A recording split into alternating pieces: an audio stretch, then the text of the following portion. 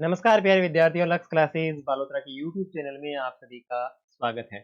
प्यारे विद्यार्थियों, अपन बातचीत कर रहे थे आपके 5वें अध्याय की, ठीक है ना, जिसका नाम उद्योग था।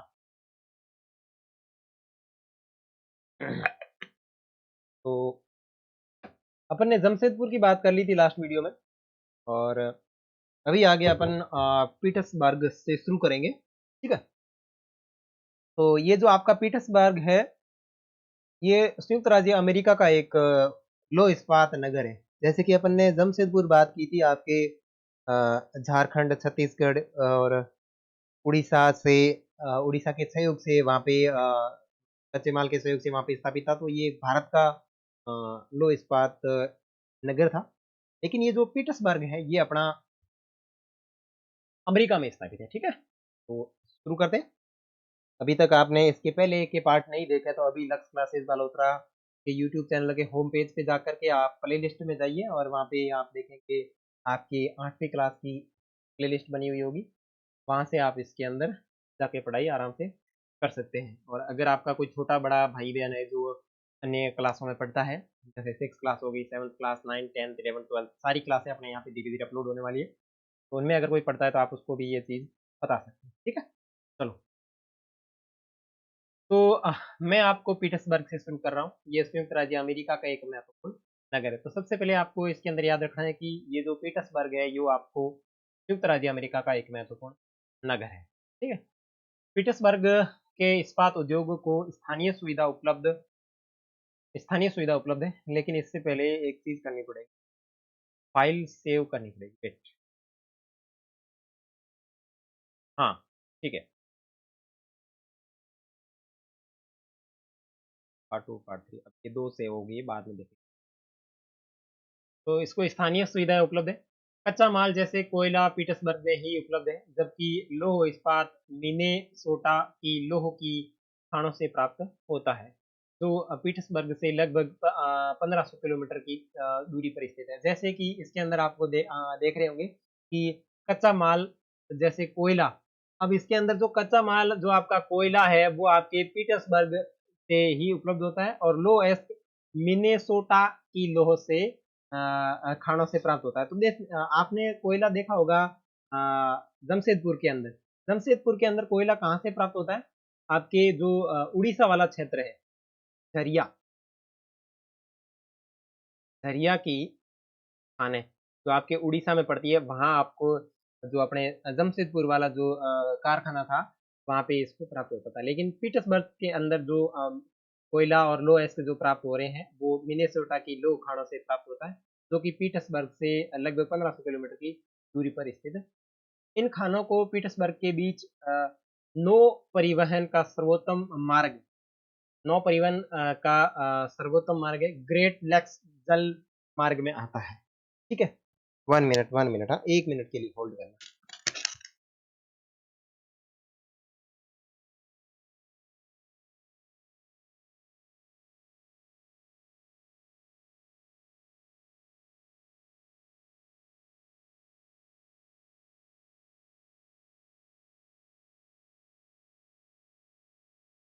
हाँ, ओके, आगे देखते हैं।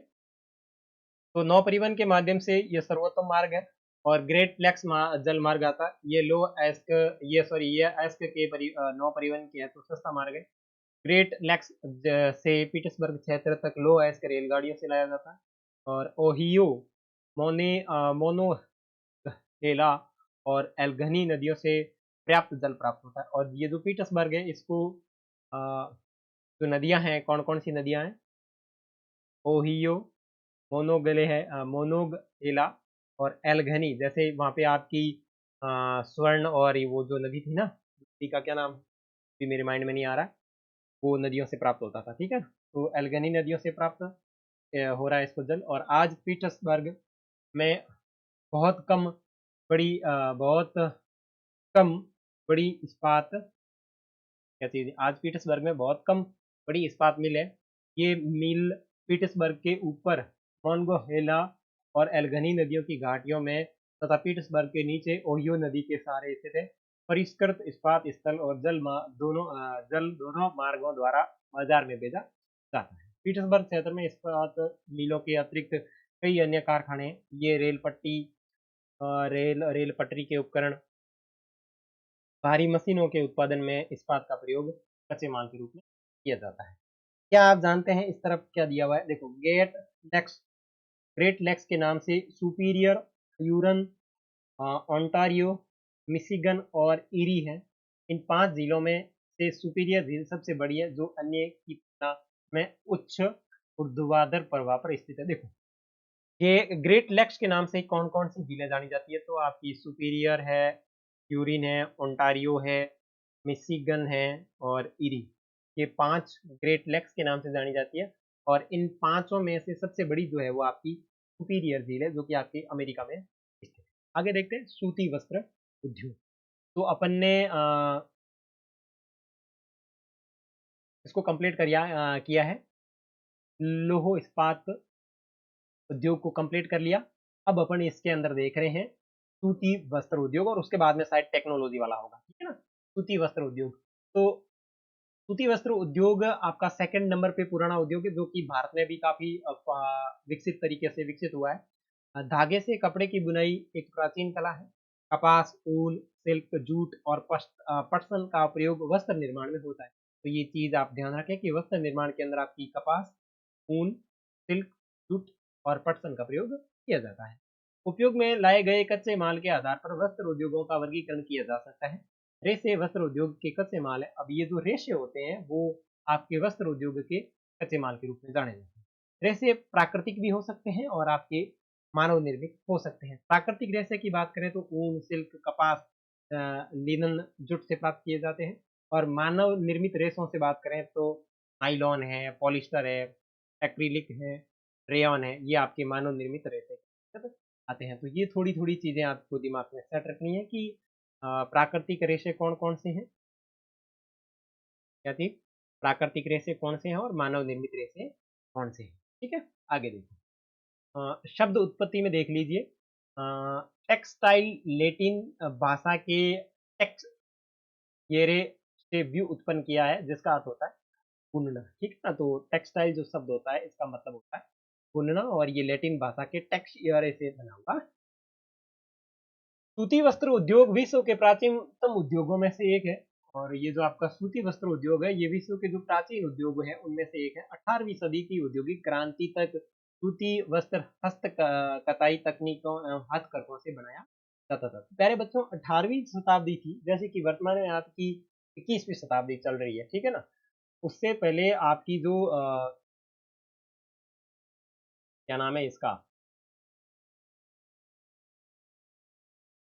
18वीं शताब्दी थी। 18वीं शताब्दी तक जो चीजें आपके बनती थी वो बनती थी किससे? इसे हाथ से, हस्तकताई तकनीकी एवं हथकरघों से चीजें बनाई। लेकिन 18वीं सदी में पावर लूम ने ब्रिटेन में 18वीं सदी में पावर लूम ने ब्रिटेन में और बाद में विश्व के अन्य दूसरे भागों में सूती वस्त्र उद्योगों के विकास को आगे बढ़ाया। आज भारत, चीन, जापान, संयुक्त राज्य अमेरिका सूती वस्त्र के महत्वपूर्ण उत्पादक देश है। भारत में अत्युत्तम गुणवत्ता के सूती वस्त्र उत्पादन करने की गौरवपूर्ण परंपरा रही है। ब्रिटिश शासन से पूर्व हाथ से कते और हाथ से बुने हुए वस्त्रों का एक विस्तृत भारतीय बाजार था। ढाका का मलमल, अब देखो मलमल कहाँ का फेमस है? ढाका का मलमल और मसूलीपट्टनम की छींट और कालीकट के कैलिको तथा बुरहानपुर, कौन सी चीज? बुरहानपुर, सूरत व वडोदरा की सुनहरी जरी के काम वाले सूती वस्त्र गुणवत्ता और डिजाइन के लिए विश्व विख्यात थे। तो ये यहाँ के अलग अलग जगहों के फेमस थे, लेकिन हाथ से बने होने के कारण सूती वस्त्र का उत्पादन बहुत ही महंगा और बनने में काफी अधिक समय लगता था। इसलिए परंपरागत सूती वस्त्र उद्योग पश्चिम के नए वस्त्र मिलों से प्रतिस्पर्धा नहीं कर सका, जो सस्ते व अच्छी गुणवत्ता वाले वस्त्रों का निर्माण यंत्रीकृत औद्योगिक यूनिट में करते थे। तो देखो 18वीं शताब्दी के बाद में क्या हुआ कि औद्योगिकरण की शुरुआत होने लगी और जो सूती वस्त्र हाथ से बनाया जाता था वो मशीनों से बनाया जाने लगा। मशीनों से जो कपड़े और वस्त्र बनते थे वो सस्ते होते थे और इनको बनाने में ज़्यादा समय नहीं लगता। तो जो आपके हाथ से बने हुए वस्त्र थे वो धीरे-धीरे समाप्त होने की कगार पर आ गए। तो इन दोनों के बीच में बहुत बड़ी प्रतिस्पर्धा आ गई और जो हाथ से बनाए जाने वाले वस्त्र थे, वो इस प्रतिस्पर्धा को पार नहीं कर सके, फेल हो गए और औद्योगिक क्रांति ने मशीनों का बना हुआ जो कपड़ा था, वो पूरे मार्केट में फैला दिया। पहली सफल यंत्रीकृत वस्त्र मिल मुंबई में 1854 में लगाई गई। ध्यान रखना, भारत के अंदर पहली सफल यंत्रीकृत यानी मशीन जो वस्त्र बनाने की थी, वो सबसे पहले मुंबई में लगी 1854 में स्थापित की गई। उष्ण आर्द्र जलवायु मशीन यातायात के लिए पतन और कच्चे माल की उपलब्धता और दक्ष श्रमिक इस प्रदेश में इस उद्योग के द्रुत फैलाव में सहायक रहा। अब ये मुंबई में स्थापित की गई, इसके पीछे रीजन क्या था कि यहाँ पे जलवायु थी वो ठीक थी, मशीन आयात के लिए पतन भी था, यानी यहाँ पे समुद्री किनारा लगता है, कच्चे माल की उपलब्धता यहाँ पे बहुत अच्छी से मिलती थी और श्रमिक भी काफी अ, अच्छी क्वालिटी में यहाँ पे उपलब्ध थे जो कि काफी गुणवत्तावान थे। प्रारंभ में ये उद्योग महाराष्ट्र और गुजरात राज्यों में अनुकूल आर्द्र जलवायु के कारण पनपा और लेकिन वर्तमान में आर्द्रता कृत्रिम रूप से अब प्रारंभ में महाराष्ट्र और गुजरात से ये बहुत अच्छी तरीके से फला फूला, लेकिन वर्तमान में आर्द्रता कृत्रिम रूप से उत्पन्न की जा रही सकती है और कच्ची कपास शुद्ध होती है एवं वस्त्र उत्पादन प्रक्रिया में इसका वजन कम नहीं होता, इसलिए यह उद्योग भारत के विभिन्न भागों में फैल गया। कोयम्बटूर, कानपुर, चेन्नई, अहमदाबाद, मुंबई, कोलकाता, लुधियाना, पौंडुचेरी और पानीपत में इसके कुछ अन्य महत्वपूर्ण केंद्र स्थापित किए गए। किसके? ये जो आपकी सूती वस्त्र मिल 1854 में स्थापित हुई थी ना, इसके छोटे छोटे कारखाने और भी बना दिए। क्या आप जानते हैं, इधर देखिए, देश की प्रथम वस्त्र मिल उद्योग 1818 देखो, वस्त्र मिल सबसे पहले आपके लगी थी 1854 के अंदर, सफल यानी बिल्कुल लगाई गई और सफल हुई, वो तो हुई थी 1854 के अंदर, लेकिन भारत के अंदर सबसे पहले बात करें तो 1818 के अंदर लगाई गई थी, कोलकाता के समीप फोर्ट गैलेस्टर में स्थापित हुई, लेकिन ये कुछ समय बाद में बंद हो गई। तो दो चीजें यहाँ पे ध्यान रखें, भारत के अंदर सबसे पहले वस्त्र उद्योग की स्थापना कब हुई? तो 1818 के अंदर हुई थी कोलकाता में, लेकिन ये सही ढंग से चल नहीं पाया और बाद में बंद हो गया। लेकिन भारत के अंदर सफल यंत्रीकृत वस्त्र मिल की बात करें तो मुंबई के अंदर लगाई गई थी 1854। दोनों डेट आपको अच्छी तरीके से याद रखनी है। 1854 ये तो है बिल्कुल सफल वाली, और 1818 वाली है, ये है पहली, ठीक है ना, ये पहली है तो बिल्कुल सही तरीके से चली नहीं थी और समाप्त हो गई। ठीक है, आगे देखो, अहमदाबाद। अब एक नगर की डिटेल दी हुई है यहाँ पे, अहमदाबाद, तो देख लेते हैं इसके संदर्भ में क्या क्या जानकारी के अंदर देखने वाले हैं। तो चलो, ओके। अहमदाबाद गुजरात में साबरमती नदी के तट पर स्थित है। देखो, अहमदाबाद कहाँ स्थित है? गुजरात के अंदर स्थित है और साबरमती नदी के तट पर स्थित है। 1859 में यहाँ पहली सूती मिल स्थापित की गई। देखो, कब? 1859 में। और कैसी मिल? पहली सूती वस्त्र मिल। पहली मिल 1818, पहली सफल मिल 1854, पहली सूती वस्त्र मिल 1859। डेट इज वेरी इंपॉर्टेंट, दिमाग में हर एक डेट बहुत अच्छे तरीके से आपके सेव होनी चाहिए। अभी से आप डेटों का ये जो कालक्रम है बहुत अच्छे तरीके से सेट कर लेते हैं 8वीं क्लास से ही, तो बाद में आपको इतनी कोई दिक्कत होगी नहीं। तो 1818 में पहली कोलकाता के अंदर, ठीक है ना, कोलकाता, और फिर आपके 1854 के अंदर मुंबई, और फिर 1859 के अंदर आपके अहमदाबाद में, ठीक है ना। और ये आपकी जो थी, ये आपके सूती वस्त्र, ठीक है ना, कैसी थी? सूती वस्त्र मिल थी।